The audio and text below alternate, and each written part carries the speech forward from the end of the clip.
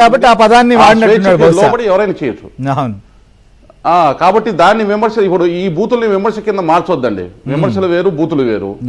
కాబట్టి భవిష్యత్తులో కూడా ఏంటంటే స్టాండర్డ్స్ ఇంకా తగ్గిపోయి విమర్శలు అంటే ఈ మాట్లాడితేనే విమర్శలకి అనే స్టాండర్డ్కి వచ్చే ప్రమాదం ఉంది రాజకీయాలు. కాబట్టి ఇవాళ ఒకటి స్పష్టంగా చెప్పదలుచుకున్నాం, ఇది ఒక పార్శ్వం అయితే రెండో పార్శ్వం కూడా గెలిచేటప్పుడు గెలిచే పార్టీ దగ్గరికి జంపింగ్ చేయటము, ఆ పార్టీ దగ్గర బీఫామ్ తీసుకొని గెలవటం, మళ్ళీ ఓడిపోయే పరిస్థితి ఉన్నప్పుడు వెళ్ళిపోవటం, మళ్ళీ గెలిచేటప్పుడు రావటం, ఇట్లాంటి వాళ్ళని కూడా చూడాలి. కేవలం మీరు ఎందుకంటే రాజకీయ పరంగా ఏ పార్టీ అయినా కావచ్చు, ఆ పార్టీలో ఎదిగినటువంటి వాళ్ళని, ఆ పార్టీలో కష్టపడినటువంటి వాళ్ళని చివరి నిమిషంలో ఇట్లాంటి జంపింగ్లో వచ్చినటువంటి వాళ్ళు ఎగరేసుకుపోయేటటువంటి పరిస్థితి కూడా ఉత్పన్నం కాకూడదు. ఎందుకంటే నిన్నటి వరకు ఒక పార్టీలో ఉండి తీవ్రమైనటువంటి విమర్శలు చేసి ఉన్నట్టుండి అకస్మాత్తుగా ఓవర్ నైట్ ఎమ్మెల్యేగా ఎంపీగా టికెట్ ఎట్లా వాళ్ళకి ఆఫర్ చేయగలరు, వాళ్ళ అంతలోనే పునీతులు ఎలా కాగలిగారు అనేటటువంటి ప్రశ్నలు కూడా వస్తాయి.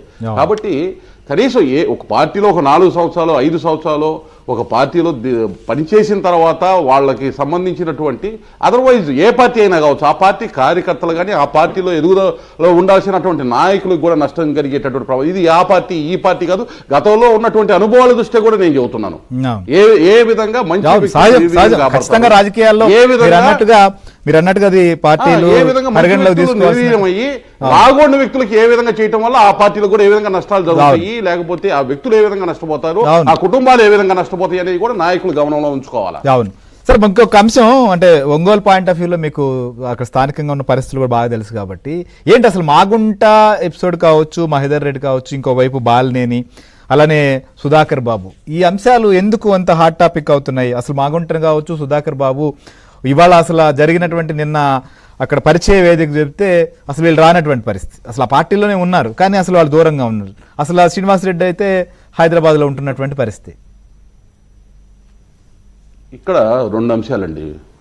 మాగుంట గారు కానీ అలాగే బాలినేని శ్రీనివాసరెడ్డి గారు కానీ వ్యక్తిగతంగా నాకు మాగుంట గారితో బాగా చనువు ఉంది. బాలినేని గారికి ఒక ముఖపరిచయం, ఒక రకమైనటువంటి పాజిటివ్ వ్యక్తిగతంగా పాజిటివ్ అట్మాస్ఫియర్లో ఉండేటటువంటి రిలేషనే.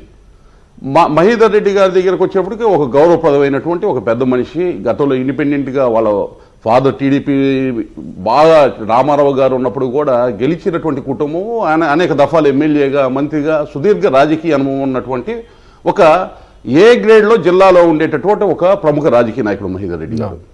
ఇది వాస్తవం.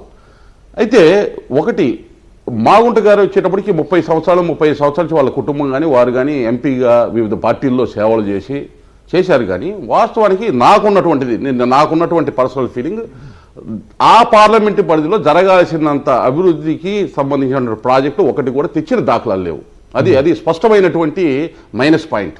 అయితే వ్యక్తిగతంగా వచ్చేటప్పటికి సౌమ్యుడు అనేటటువంటి పేరు, మంచి స్నేహశీలిగా ఉండేటటువంటి వ్యక్తి. ఈ 2 అంశాలు కాంట్రడిక్షన్ ఉంది ఇక్కడ ఈ 2 అంశాల్లో.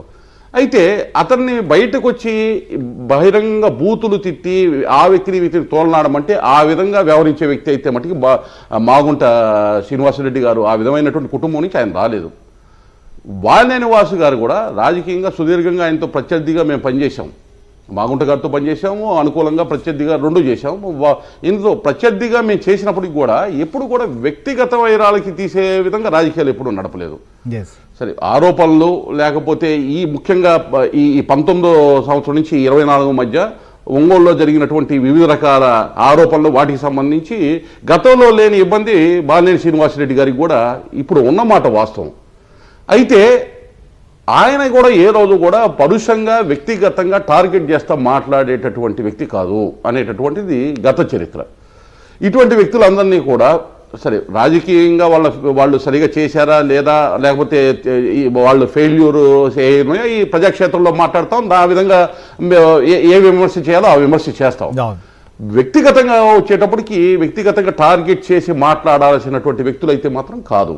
ఒకటి సుబ్బారావు గుప్తా వ్యవహారం దగ్గరలో మటుకి బాలినేని శ్రీనివాసరావు రెడ్డి గారికి వాళ్ళ అనుచరులు కానీ లేకపోతే వారి కుటుంబ సభ్యులకు సంబంధించి వ్యవహరించిన తీరు వల్ల మటుకి చాలా ఒక నెగిటివ్ ప్రతికూలమైనటువంటి వాతావరణము ఆయన మీద కూడా ఈ పీరియడ్లో వచ్చింది. ఇవన్నీ ఇన్ని రకాల ఈ అంశాలన్నీ కూడా ఒక వ్యక్తి గురించి మాట్లాడాలంటే పాజిటివ్ నేను మాట్లాడేటప్పుడు రాజకీయ విమర్శ చేసేటప్పుడు రాజకీయ విమర్శ, వ్యక్తిగా అతనికి ఉన్నటువంటి గుణగణాన్ని బట్టి మాట్లాడేటటువంటి విధంగా మనం బేరీ చేసుకోవాలి. కాబట్టి వీళ్ళందరినీ వ్యక్తిగతంగా ఎవరినో టార్గెట్ చేసి వ్యక్తిగతంగా ఏదైనా పార్టీ నీచంగా మాట్లాడే భాషతో మాట్లాడించేటటువంటి ప్రయత్నం చేస్తే వాళ్ళు అది చెయ్యరు అని అనుకుంటున్నాను. దాని వరకు నేను అయితే చూడాలి భవిష్యత్తులో ఎవరు ఏ విధంగా వ్యవహరిస్తారు ఏంటి అనేది అక్కడ స్థానికంగా రాజకీయపరమైనటువంటి అంశాల్లో మట్టికి కొత్త ఒరవడి అవసరము, కొత్త వ్యక్తులు అవసరం అనేటటువంటి పరిస్థితి స్పష్టంగా ఒంగోలు పార్లమెంట్ ఖచ్చితంగా మీరు అన్నట్టుగా ఒంగోలు పార్లమెంట్ పరిధిలో కావచ్చు, మనం నెల్లూరు కావచ్చు, ఈ ప్రాంతాల్లో కూడా ముఖ్యంగా టికెట్ల విషయంలో ఈ క్రైటీరియాలన్నీ కూడా ప్రధానంగా తీసుకుని వస్తున్నటువంటి పరిస్థితులు మనకు కనిపిస్తున్నాయి. అసలు అభ్యర్థుల ఎంపిక సంబంధించిన విషయంలో ఈ రకమైనటువంటి కండిషన్స్, డిపాజిట్స్ కానీ లేదా ప్రత్యర్థి పార్టీ నేతల్ని తీవ్రంగా దూషించాలి, లేకపోతే తామేం చెప్తే దానికి తలోపేటువంటి పరిస్థితులు, ఇవన్నిటినీ క్రైటీరియా తీసుకుని ఇప్పటి